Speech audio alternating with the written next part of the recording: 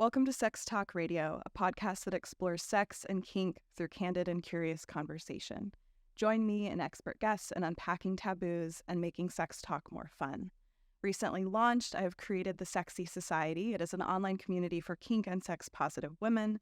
We will have monthly workshops, and there's a lot of great posts in there. This episode of Sex Talk Radio is brought to you by Afterglow. Afterglow is a female-founded ethical porn company based here in Austin, Texas. Go to xoafterglow.com, that is xoafterglow.com, and use code XOTHEA for a week free, and be sure to check out my favorite video of theirs, Lip Service.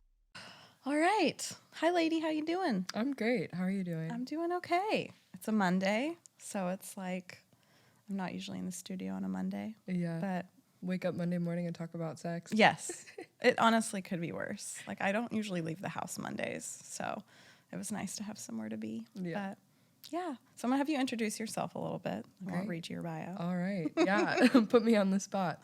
So my name's Lyss, and I'm a confidence coach, intersex activist, and trauma-informed yoga teacher. And I came out as intersex almost 3 years ago, and I've been really excited to share my story on different platforms and Sure. just talking about all of that and everything that entails. Yeah. So should I probably explain this for people at home that don't really know what intersex is? Yeah. I didn't. Yeah, exactly. Intersex is the term that they use to describe everything between what is considered typical for male or female. And these can be differences in chromosomes, like the DNA, hormones, physical anatomy, internal anatomy. And there's maybe It's about... a really wide range. Yeah, there's, I think, maybe 36 or 37 different conditions that would fall under that spectrum of intersex. So I found this out when I was 11 years old, and my mom... Your parents knew Yeah, at my what parents point knew in your life? when I was 3 weeks old. Okay. Yeah, so I was born, and they hold up the baby, and they say, it's a girl, and... You know, then weeks later, I have a hernia, and they find out that instead of ovaries, uterus, fallopian tubes, etc., I actually have internal testes. Okay. And, you know, but in a typically female body presenting. And then when I found out at 11, it was almost like, well, it was definitely traumatic. Sure. Did you feel like betrayed by your parents? Oh, totally. It was like finding out Yeah.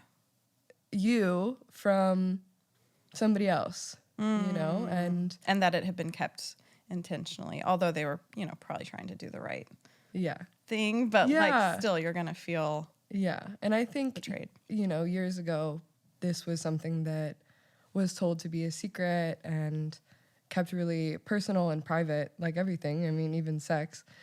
So having this secret and finding out at 11 years old that I wasn't going to get a period and that I couldn't have kids and that I had male DNA and that, you know, it was like this really... What does that mean? Yeah. Yeah, this really scary thing of, you know, you're in middle school and you're trying to like fit in and you have your Victoria's Secret body spray and your lip gloss and everything. 11 is like fucking traumatic anyways. Totally. 11 and 12, that age. Hormone-wise, could you explain that too? Totally. During this time Yeah, frame? so like what?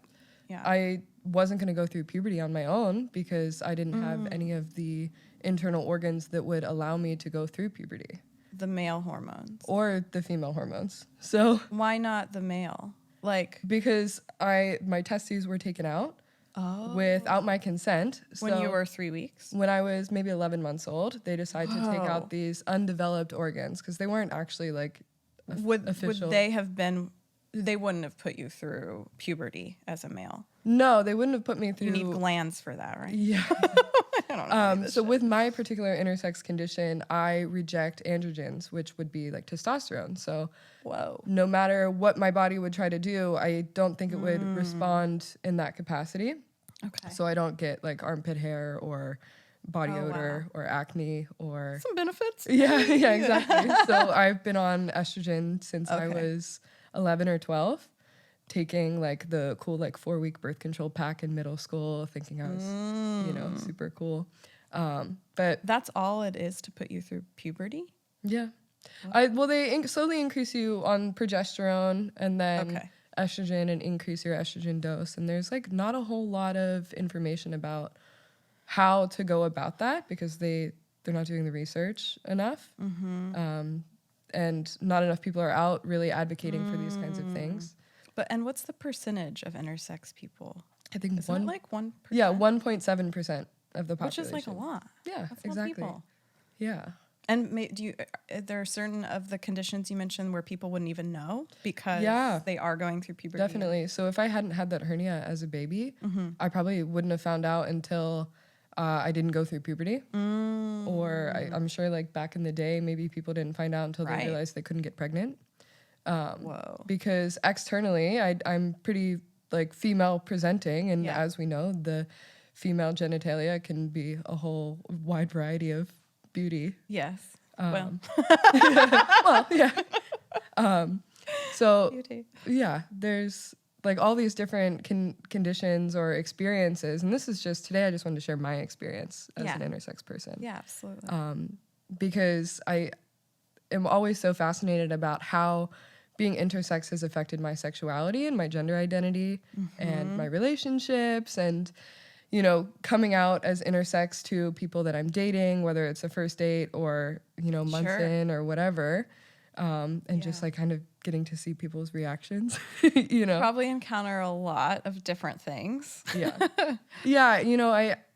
I'm super like bi or pansexual, and I think maybe more so attracted to women. But you think? I don't know. I don't know. I love to play with my food before I eat it. But I think it's really it was really scary for me to, tell a man that I couldn't have kids, or that, maybe leave out the part about having internal testes up until I was 11 months old, Now you talk about it on Instagram. Yeah, now I talk about it all the time, and I kind of make a joke of it because it's pretty funny. But now, it's kind of fun to be out and to have like a platform where I do talk about it, because I'm not afraid of... Totally. Was that more recently when you came out about it on social, or was that the 3 years ago? 3 years ago. Okay. Yeah, 3 years ago. It was just like a random Wednesday. I think I posted on Instagram, and I was like, hey, I'm pretty gay. Also, I'm intersex. Came out with both at the same time? Yeah, I was already kind of, like I had already dated women before that, but I think online I was maybe a little shy and apprehensive. And at the time I was dating a man, and it's like when you rip off the Band-Aid, just fucking go for it. Yeah, exactly. I kind of did that with the podcast. Well, we're already talking about this, so. Exactly. If you already have your dirty laundry everywhere and people can see it, then it's like, love me and accept me for who I am, or get out of here. Yeah. I would love for you to go back to 11. We can kind of like maybe go chronologically of your life experience and what that was like for you. So finding out at 11 years old, I was just trying to be like everybody else and have my little like training bras, and we're stuffing socks in it and trying to pretend like we're going through puberty. And I think that's a pretty normal puberty experience for most femme presenting people. And then I just developed this really big fear of sex and men and even kissing them. I was such like a late bloomer, where I was afraid to put myself out there with men or women. Yeah. Because I was like, well, my vagina's broken. Like, who's going to want my vagina? And it was just like shame was kind of ruling romance. With everything, and I would just sit there and run from all these people that were, maybe could have pursued a relationship with me. And high school was really traumatic, because I told a bunch of girls at a sleepover that everything about me, Oh no. just wanting to be loved. We open up and we share from our heart because we want to be loved. Yeah. And, by the first week of high school, there was this whole rumor that I was a boy and that I had a penis. And it was about your genitalia.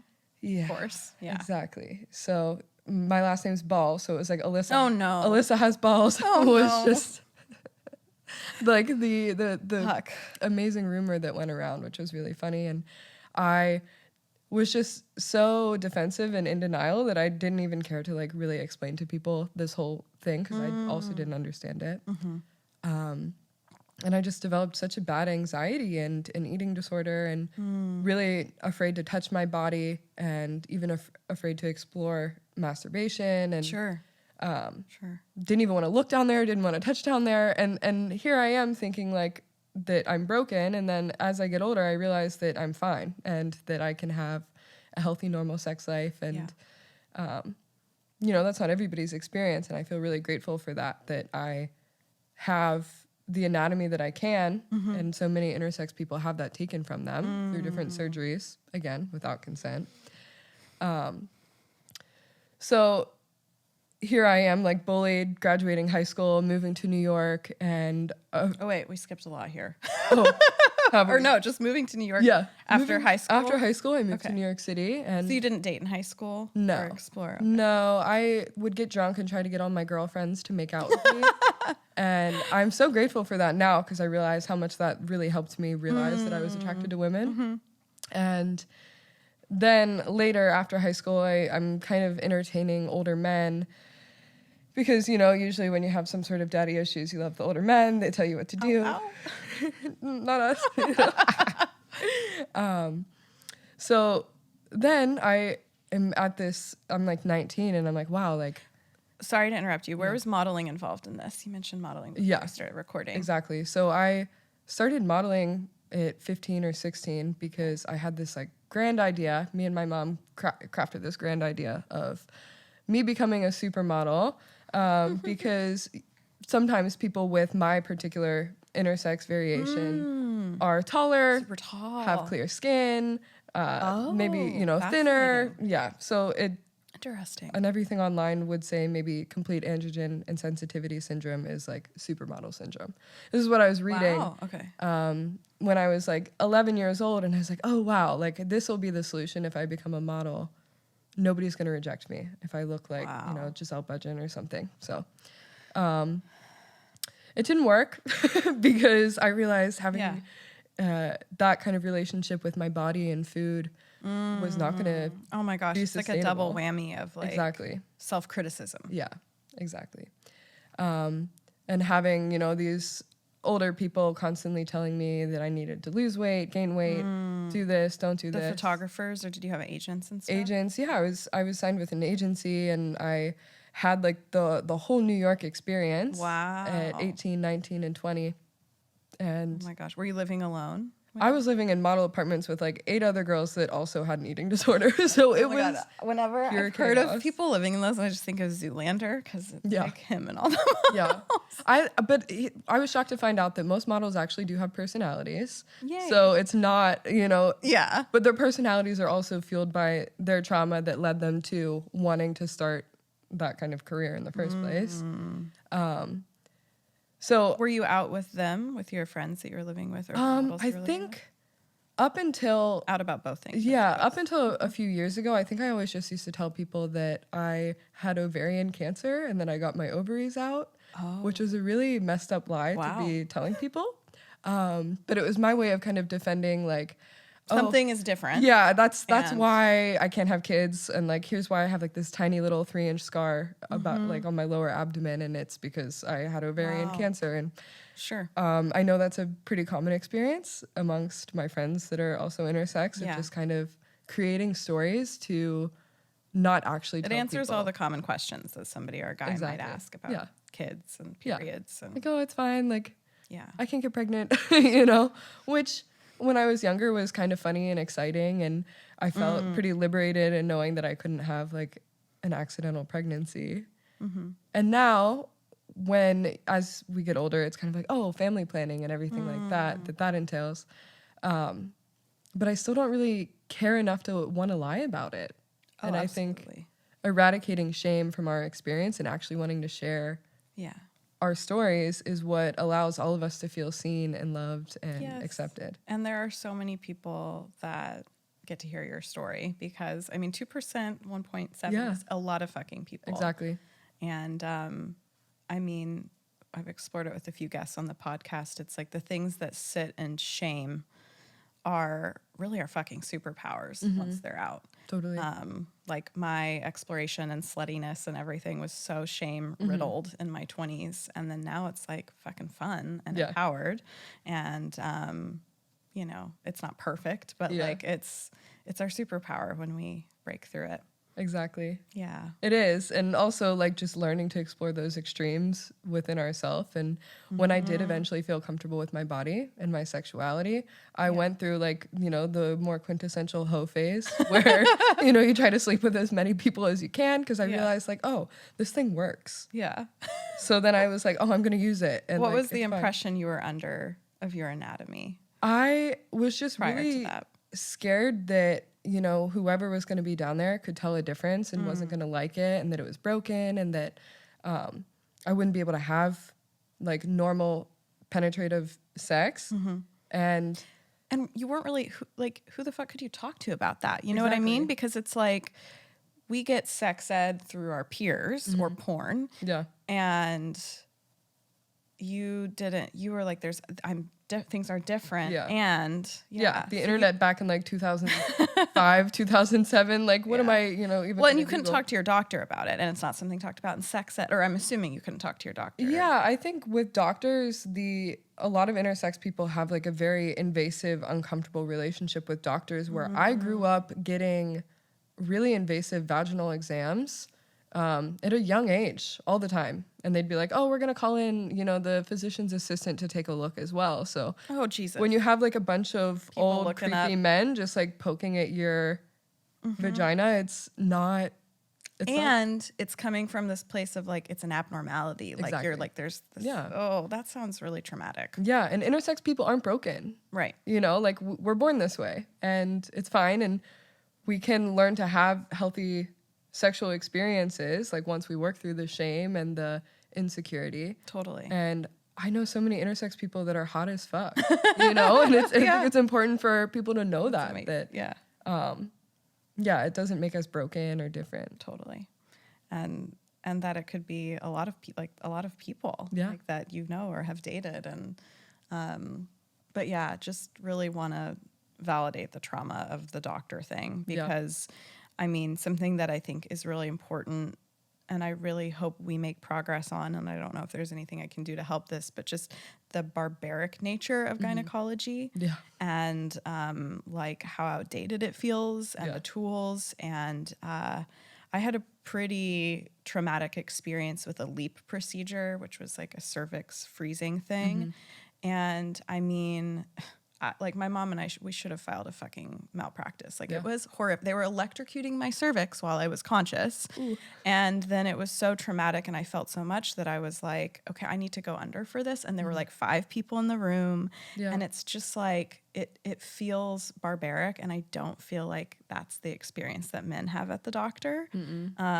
Because we need to be going in for annuals and opened up, and it's very fucking vulnerable. And I mean, there's kind of the comparison of like, well, if guys are having these problems, you know, it's like about the money that goes to Viagra, whereas, anyways. Where this isn't even talked about, and I was just like silenced by doctors and my mom and told like, don't tell anybody. Nobody needs to know. This is a secret. This is something that you wait to tell people. Doctors would say like this is something that you would tell people when you're like getting married, or like, oh my God, like on your wedding night, you're saving yourself. Yeah, just surprise. You know, and maybe my mom probably expected that because I grew up Catholic as well. So many layers. Yeah, so many layers.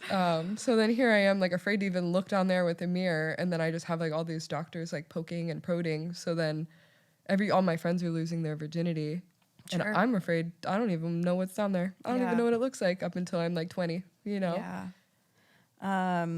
It feels really inappropriate that doctors were telling you to hide things, you know? Like, I feel like the lines can get really blurry with gynecologists and doctors when you start talking about your sex life. I've even had experiences like getting STI screened or whatever it might be, where I'm like, oh, this like isn't a sex positive doctor. No. You know what I mean? Yeah. And it's been hard to even find like sex positive therapists. Like I just want people that get it. Yeah, exactly. and can celebrate that. And again, just like from my experience as an intersex person being told like, you know, keep this a secret, then I'm not, how am I going to relate to anybody and have like a normal sex experience when I'm afraid to even talk about it? Right. And that is so much of the like, I feel like high school age exploration of talking to your friends and being like, oh my God, I touched a penis. Oh, crazy. totally. Yeah, I would just lie about everything. I carried tampons. I pretended to have a period. I pretended that I had sex with people. Oh, that's hard. Yeah, and I don't think I even like made out with somebody until I was older as well. Yeah. Because I was just like,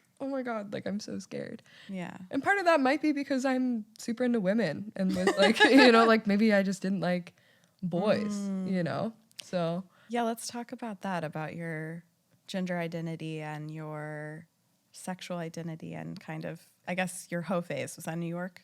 No, hoe phase All the was things. when I moved to Maui. Okay.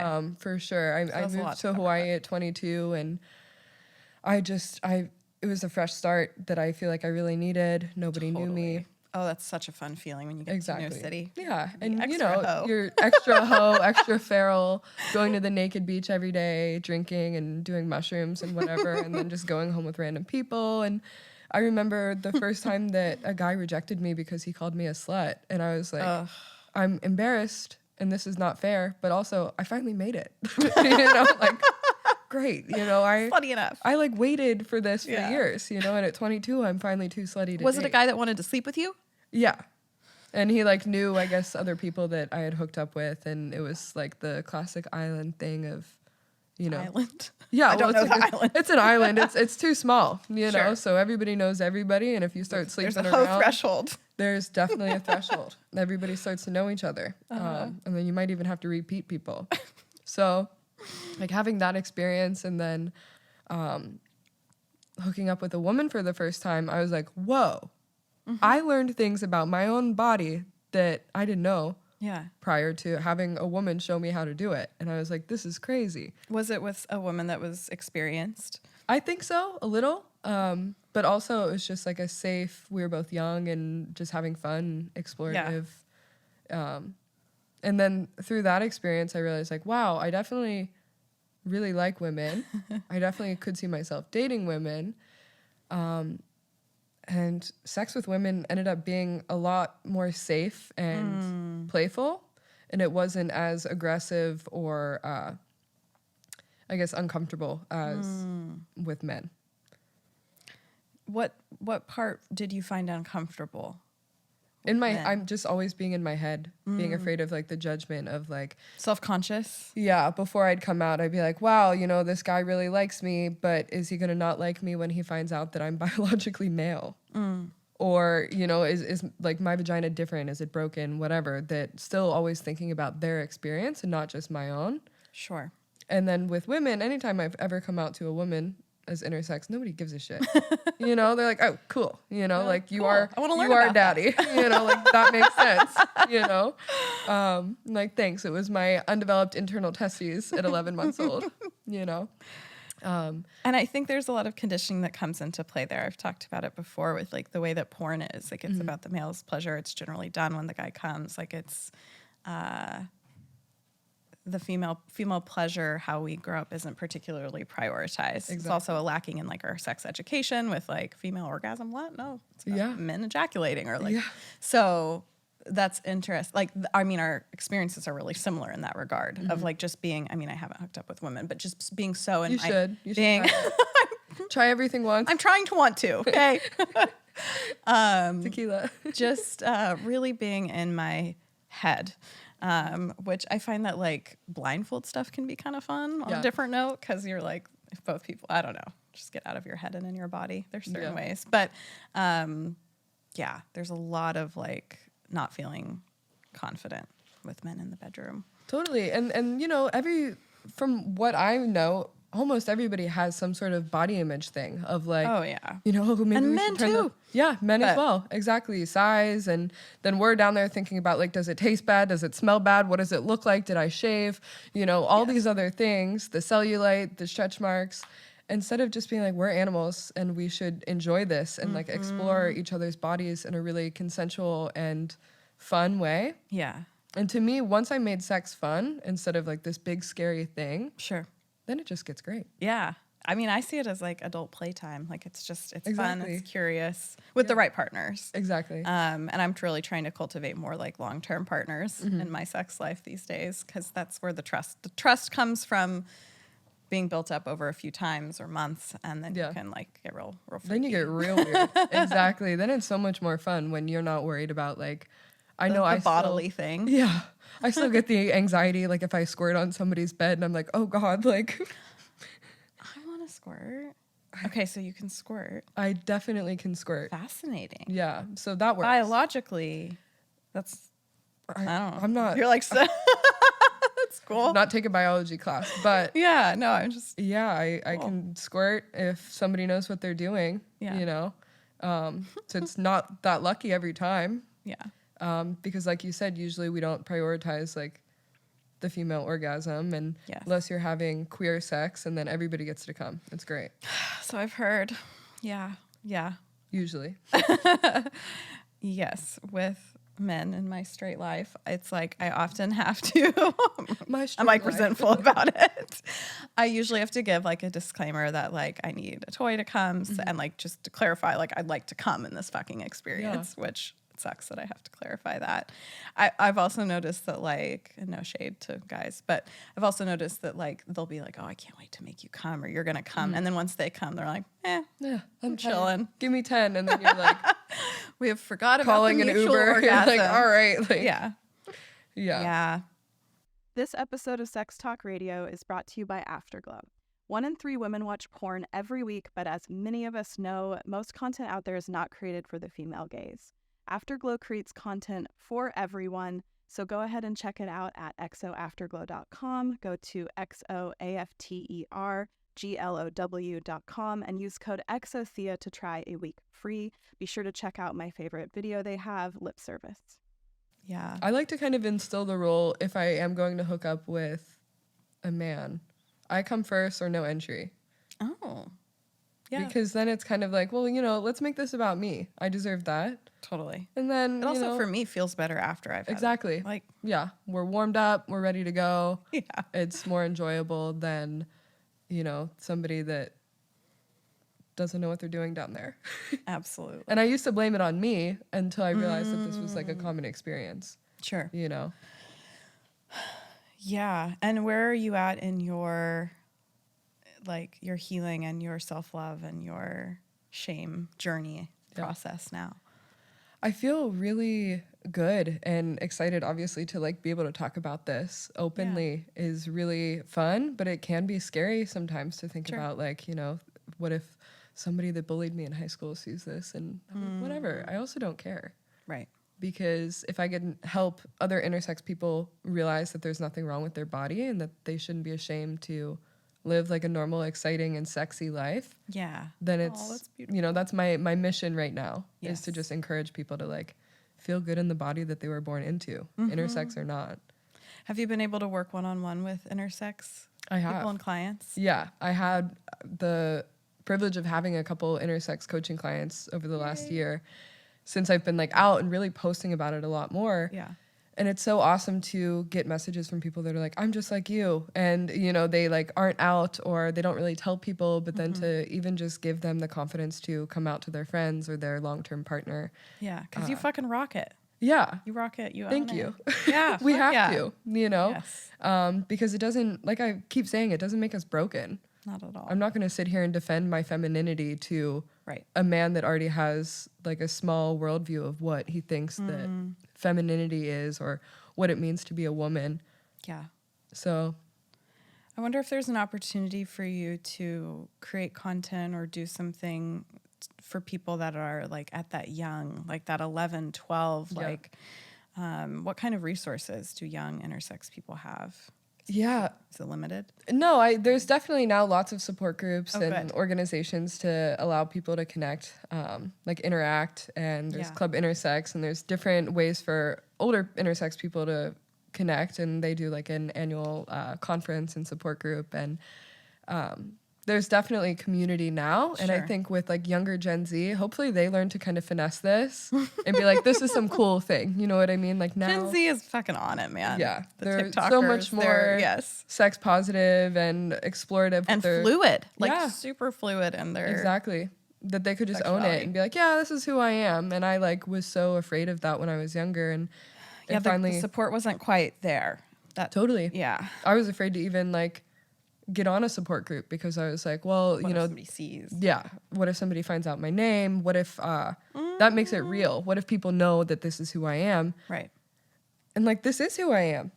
I love being intersex. It's so exciting, and it is traumatic sometimes, and there are those like moments where it feels really heavy, but then the community and the unique experience of having like this special little outlook on life is priceless to me. That's beautiful. Yeah, that's beautiful. And it seems reflective of coming out of the closet as queer or gay as well, like a lot of what you've shared. And you kind of had maybe a bit of a double whammy there with that. Like, was that, were you feeling those things at the same time? Like in high school, were you aware that you were queer? Definitely. Yeah. Back in the Tumblr days, I feel like I was always on Tumblr. Naked girl. Yeah, literally. Like whatever the like R-rated thing was on Tumblr, I was always trying to find like women, and had like a whole collage of Victoria's Secret models in my bedroom for inspiration. Yeah. But it was really just like, I want to be a model. Now I'm like, oh, did I want to be a model so I could see titties all the time? Or like what was that experience about? So that felt easy coming out as queer. But intersex, it's like, hard to really accept that this is what I was born into, and that I'm like really bearing my soul to just talk about this thing that's super taboo, and I have all this conditioning around never telling anybody. Right.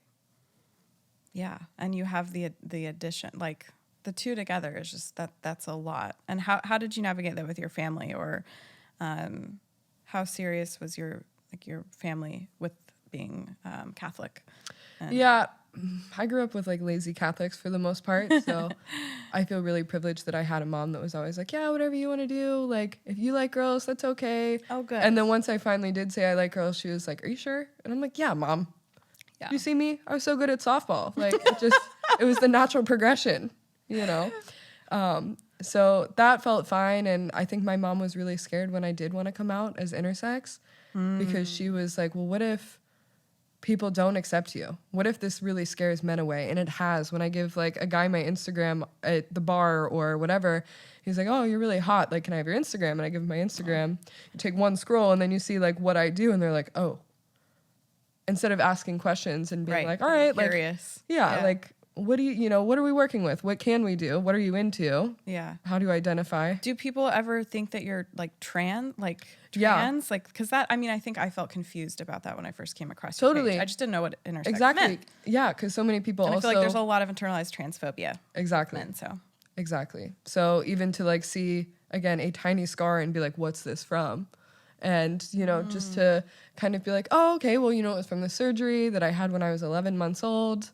And even if I were trans and this was your reaction, definitely don't want to sleep with you now. Because like allies only. 1000%. Like if I'm going to sleep with a man, he better be an ally. Like I don't want to have to fawn and pretend to be a normal woman just for somebody else's pleasure, basically. Exactly. And turn on.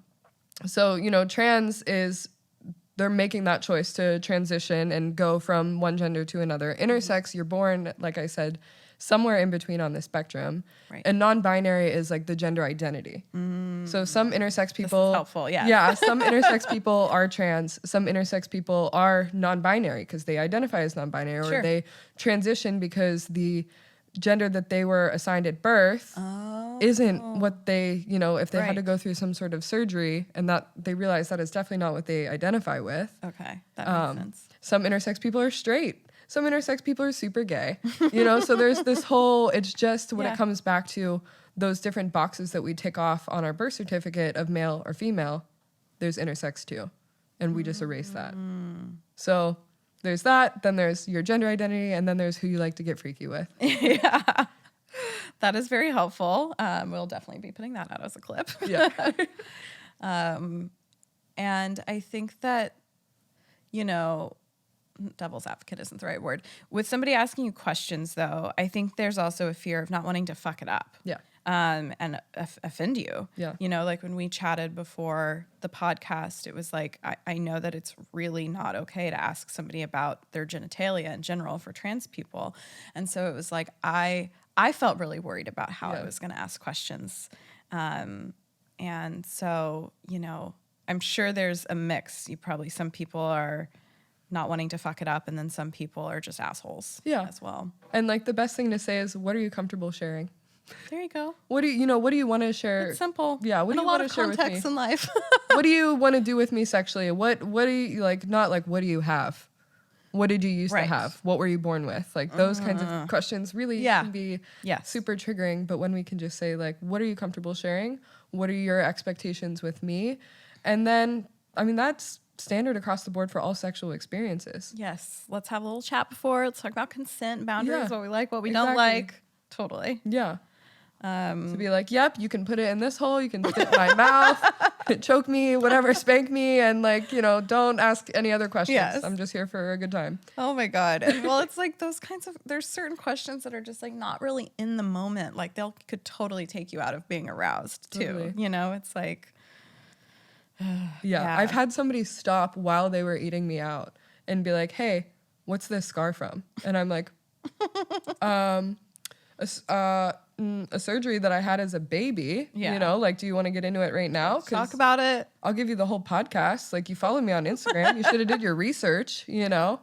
I talk about this all the time. And then I told him everything and he shut down because he made assumptions. And then. What were the assumptions? That I used to have a penis. And I was like, well, even if I did, your response says everything. Get out of my bed. Sure. You know, like now I really don't. That's traumatic too, though, with sexual experiences when it kind of becomes like an abrasive end, because I've had that happen before. I think a lot of people have, because I think for women it can feel unsafe for us to be like, I'm done with this, or I want you to leave, or I'm not really feeling this. Like something I've been kind of aware of in myself lately is where am I voicing my needs from? Is it coming from actual like subconscious fear of the physical, of how much stronger a man could be? Like, because that's a real thing. Totally. On a subconscious level, biologically, to just be afraid. It's kind of the fawning thing, too, of going into, oh, well, just let him finish and leave. Instead of like, I'm actually, something happened that I didn't like. Boundary was crossed and I want them to leave. You know, it's and so many things. Voice, so many things can kind of cause that in us. Like if we grew up at home and our voice was silenced and we, you know, maybe had some sort of abusive situation. Sure. And we're not taught how to actually advocate for ourselves. And we think, oh, well, if I'm already naked in their bed and we've already done everything else, I'm supposed to follow X, Y, and Z. Yes, big time. Instead of being like, thanks for eating here today. You know, here's your receipt. I'm leaving, you know.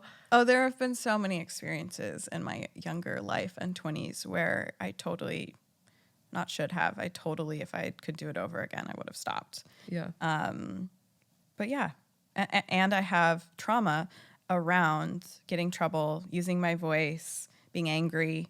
And so it's definitely a challenge now in my sex life, or more of like, it's more of an opportunity for me. I actually am really proud of myself now in the bedroom when I'm like, I stated a boundary, or I said that doesn't feel good, or like I don't really like that, you know. Yeah. It feels like a little win every time. So yeah, and to practice your dominance. Yeah. To take back your power and be like, wow, okay, this is what it feels like for me to be in control and to have a safe sexual partner. And PSA for power dynamic stuff. Talking about your boundaries and even like stopping something does not make you like a bad submissive if you're more like submissive in the bedroom. Like I think there's a misconception there, and it's like so not true. Yeah. Like it doesn't matter where you're at on the power dynamic spectrum or what you like it's the best and bravest thing you can do to stop if something doesn't feel good. Still communicate. Definitely. Yeah. What else? We're all just using our bodies to learn how to love ourselves and other people the same way, you know? Yeah. Sex can be really fun and explorative, and it's really scary sometimes when you haven't had a healthy relationship with it. Sure.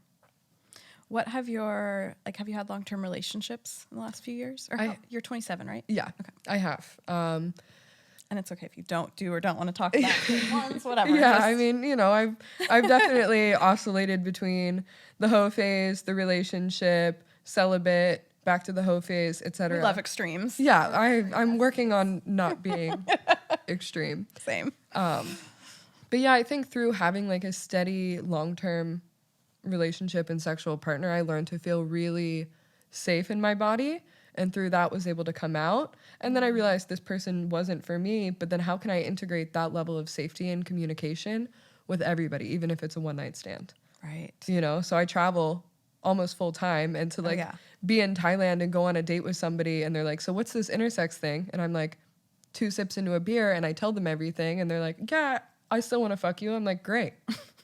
Great. Cool, I'm not attached. Yeah. Wonderful. Now we can leave. I don't need a second drink. We can go have fun. Sorry, Mom.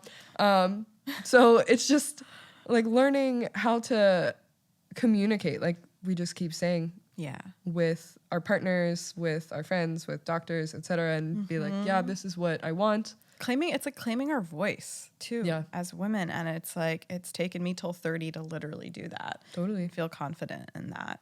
I mean, it's been an interesting process of dating, and even this podcast of like, I kind of want to share it with guys so that they can like listen and be like, oh, kinky bitch, and like, you know, you're in or you're not. But then there's also this part of me that's like, I've had really unpleasant experiences already with guys where they think I want to sleep with them right away. They think I want certain things.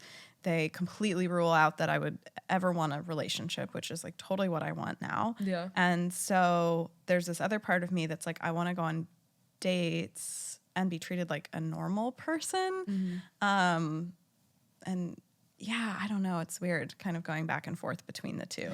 Because I also know that at the end of the day, the right person is going to just like think it's fucking awesome that I have a podcast and support it. Exactly. But yeah, it's probably some conditioning shit that has me be like, I want to be treated normally, like an innocent girl. And I want to talk about so many other fucking things in sex too. Exactly. Like this is the part of the world and the work I want to do. I want to highlight this. This is important to me. But like in my fucking vanilla life, I just want to talk about business. Like, So I can relate. You know, being intersex is just one part of me. Yeah. You know, there's obviously so much more. So to be kind of brought to just that one characteristic can feel so like you feel trapped. Do you find that in early phases of dating, people kind of hyperfixate on that or ask like, again, not women. They don't care, you know, like moving on. Yeah. And with men in the past, I wouldn't come out for months because I was so afraid. And it wasn't until this last year when I said, I'm coming out on every first date. Fuck yeah. And like, if they don't like it, then nothing happens. Like, I'm not going to get shoved into a box where I'm pretending to be somebody that I'm not. Yeah. And it's something you got to practice. Like you just have to, the first few times you do something, it's fucking scary. But now on a first date, I can't imagine you being like nervous or weird. Like, and it's for me with the podcast. I'm like, I have a sex podcast. Yeah. Like let's just own it. Yeah. When somebody asks me like, what do you do? And I'm like, well, great. Yeah. I work with intersex people. I, speak on podcasts about being intersex. I coach intersex people. Yeah. And I am into yoga and breathwork and traveling and watching the same shows over and over again on Netflix and whatever the normal things are. Shit too. Normal human things. Yes, exactly. Like same. I'm not just this one aspect of myself. Yeah. It's definitely a stretchy thing to explore. Like I don't go do crazy hoe shit like maybe one night a month. Like I don't know. Like I am literally at home with my fucking 3 animals like doing nothing. But people really want to project their own identities of things onto people that have unique lives. And I really do think that there is a lot of internalized transphobia and homophobia for men. And I've talked about this before. It's like bi women are sexualized and bi men are bullied often. And it's only, I think, more recently that men are kind of becoming more comfortable exploring their fluidity there.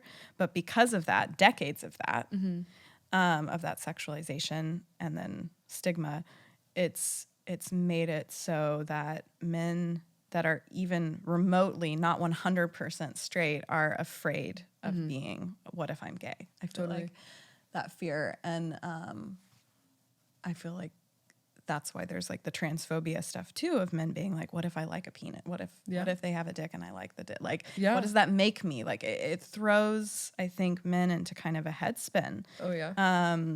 And yeah, I just hope that there can be some like bigger healing around that. I feel like, because men get to explore their fluidity too. Totally. And for me to like tell a guy that I'm intersex, and then they're like, am I gay because I'm attracted to you? And it's like, well, you're missing so naive, the whole, though. I mean, you're missing the whole boat, like this whole spectrum of what it means to be in this human body and to have different kinds of genitals. I mean, shit, everybody's stuff looks different. Yes. You know? Very different. So, yeah. I just feel like some of that instantness that men go to is like almost not their fault. Like they've been so conditioned that gay is like, if they're not straight or gay, if they're straight, but then they're like occasionally like they've kissed a guy or they've done a thing. It's like, it's some deep shit how I feel like we've been homophobic towards bi men. Totally. Exactly. Like it's okay if you want your booty hole licked. Just admit it. And it's actually has nothing to do with you wanting a dick inside it. Like, and even if you did, who cares? You know? Yeah, 1,000%.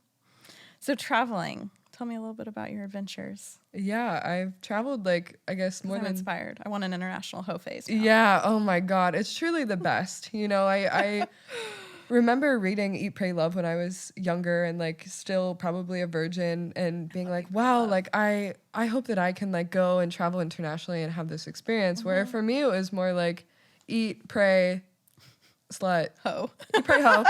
Eat, pray, slay. Wait, I can help you trademark that. Yeah, exactly. We need that. And it was great. We should. You know, to be able to have these different experiences, especially this year where I would come out to people and they like wouldn't care. And I'd be like, great. Like, you know. Because they're worldly. Yeah. They've been exploring. Or sometimes European men are like the most closed-minded and like really trapped in like their own internalized homophobia and transphobia. I've heard that, like a good amount of countries in Europe are not like, there's some that are very progressive and then there's some that because of religion are still decades behind with a lot of, even like, I've even heard it about like Italy and like some of these countries where you'd think it's progressive. Yeah, and then when I'm it comes like, to the bedroom, it's like, that's fine. Which we is don't too need bad those. because Italian men are. Yeah, we want to go to the kinky countries. So if anybody has any recommendations, Germany, right? Berlin. Yeah, I should have went to Berlin. I was in Munich. Berlin has all the sex clubs. Yeah. I really want to go. Okay. My friends went. Field trip. And they literally extended their trip because they were like, we got to go do that again. Is this a tax write-off? Yeah. If you have a trademark, Eat, Pray, Ho. I'm like, And then I love the studio. Like, I love podcasting here, but I'm like, I got to be able to do it in other countries and shit. Like, how could I take well, yeah, we'd be going to like get content. Yes. Which could be really fun. Yes, it's all a tax write-off. And oh my God, let's do an Eat, Pray, Ho tour. I know. And we both want that while simultaneously being like, we also want relationships where we can like, I know. really, like. Well, yeah, that's the tricky part. And I literally went out to my dog park. It's where I met another girl that's on the podcast, Vanda. But I went out there last night and the girl walks out. I love emotionally unavailable people on her shirt. And I was like, girl, me too. And we just started talking and hit it off. And then we started texting a little bit because the first thing that I opened up when I opened up my TikTok was like a meme about being or finding emotionally unavailable people. I was like, it's hard because I'm in this conundrum of like, I want a serious long-term relationship. I don't know if I've ever been in love. Like I want that thing, but then like, I also want to be able to do stuff on the side, not on the side, but you know what I mean? Like play with other people, but I don't know. I think I want monogamy at first. Like it's such, and then I'm like, I just don't know how this plays into an Eat, Pray travel trip. Cause like, I think it's maybe really, that's where you meet your person. Totally. But I also like really enjoy one night stands. Like I like the anonymity. I like the just like, see you later. Like it's more based on attraction. A lot of people are like, I have to have a connection. I'm like, I don't, I think it's just fun. Yeah. So like, I like that too, but yeah, anyways, maybe one It's more travel travel era before. We can have it all. We can have everything. Totally. Yeah. I think what I'm not necessarily cut out for is like full E&M poly at this moment in time. I'm very curious about it and really admire people that can navigate all that. But because I've never had like a super serious, I mean, I've had long-term partnerships, but never had like super in love long-term partnership. Anyways, I'm just like trauma dumping right now. No, I'm with you. I mean, just for me, I've noticed that when I like truly, really have feelings for somebody, I be obsessed. Yeah, I want mutual obsession. You know, I have a praise kink. I want to be worshipped. Yes. Truly. I like a lot of communication too. Like every day. Great. Talk. Wonderful. Tell me how great I am, you know? But it's also when I'm not in that relationship headspace, something casual is really liberating and fun to just explore and be like, yep, definitely not in love right now. So like, who wants to make out? You know? Yeah, sorry, my brain is still focused on like us. I'm such a business mind. This is the thing. Like I have the sex podcast. I'm like, how can we actually do a tax write-off trip to Europe? Like I think it would be so cool to go to Europe and like go to the red light district in Amsterdam and like interview sex workers and just like I want to learn about all the things. Yeah. So anyways, you know, TBD there. That sounds great. Well, is there anything else that you would like to share specifically? I made that weird. I mean, another way to say it is like I'd also at the end I always like to ask if you have advice for, you know, maybe a younger teen intersex person or anything kind of like that. I think intersex or not, we all have trouble loving and accepting our bodies. And if we can just learn to be really gentle and compassionate with ourselves, to explore and communicate and learn to create safety in and out of the bedroom, it's just going to make life better. And if you're an intersex kid, like, it's okay. You're not broken. Yeah. If you're an intersex adult, obviously, you're not broken. You deserve pleasure. You deserve unconditional love and healthy relationships. And, Beautiful. Thank you. Thank you. Thank you so much for tuning into Sex Talk Radio. I hope you found this conversation to be expansive and fun. Please come connect with me on Instagram at Sex Talk Radio Podcast. That is spelled SEGGS. And I would love to see you inside of the Sexy Society, which is an online community for kink and sex positive women. Thank you so much.